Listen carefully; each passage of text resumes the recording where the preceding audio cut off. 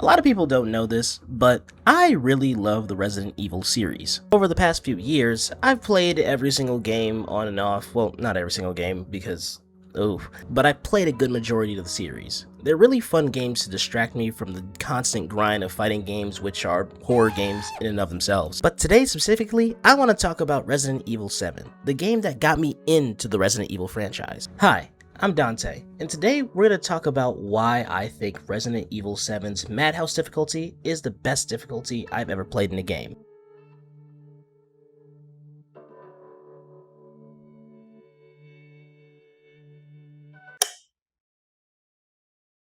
So, recently, I played the game again because I bought it on my PS5. Side note, did you see that they're trying to release a PlayStation 6 sometime soon? Who is going to buy that? Anyway, when I recently played the game again, I had to play it on normal difficulty, and it was fine. I didn't really care. Now, the game is nowhere near bad. It's just, the way I can explain it is that Resident Evil 7 is a haunted house. What I mean is this. Capcom really focused on the horror and atmosphere when they decided to make this game, because Resident Evil 6 was a disaster.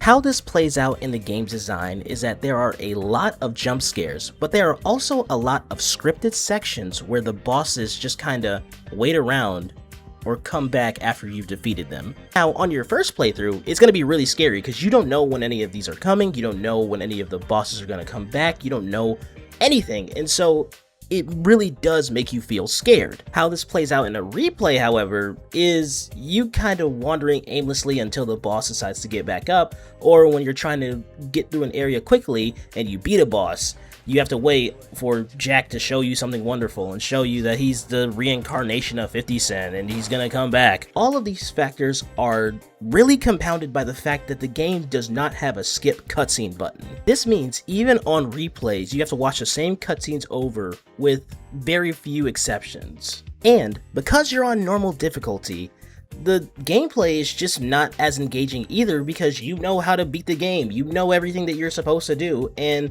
there's really not that much that can harm you or make you feel scared on a gameplay sense. So by the 8th time that I have to pick up the phone and move the plot forward, I am just bored. Very, very bored.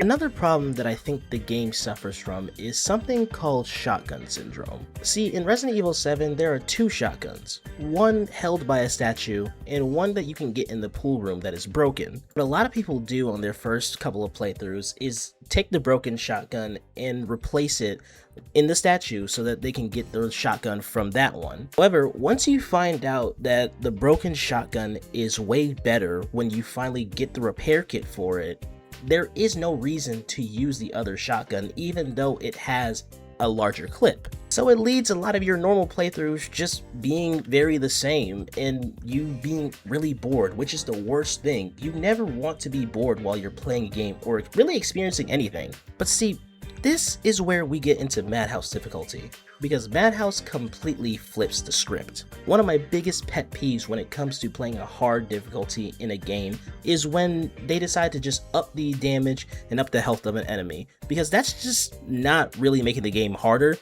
it's just making it to where you have to play the game longer, and that's not fun. Yes, Madhouse difficulty does do both of these things, but that is not the main thing that makes it hard.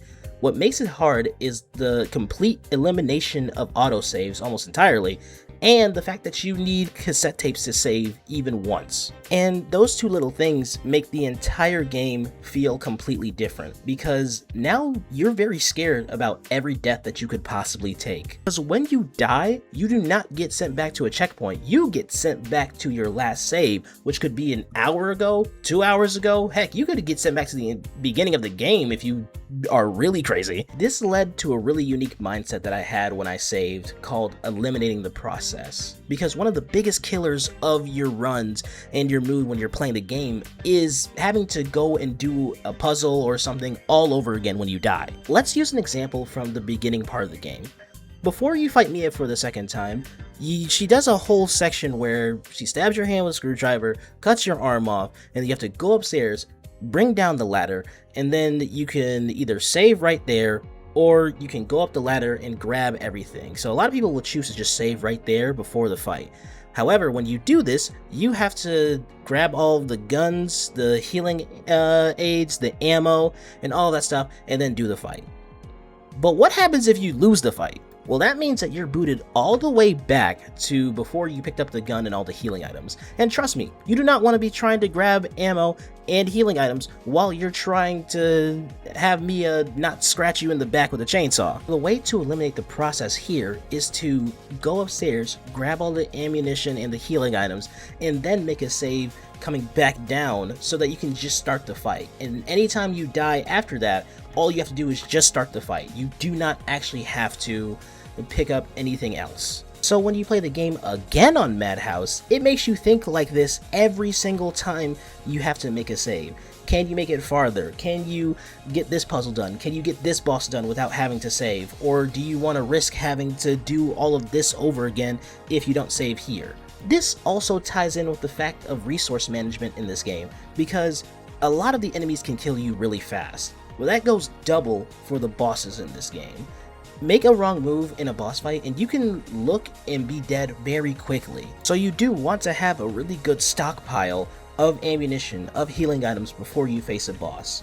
Which means that a lot of regular enemies, you just gotta turn this game into a track meet and run the fuck away from a lot of them. Unlike a lot of other Resident Evil games, when you make an enemy despawn by going into a place that they can't go into, they usually never come back. This means picking your battles is very, very important.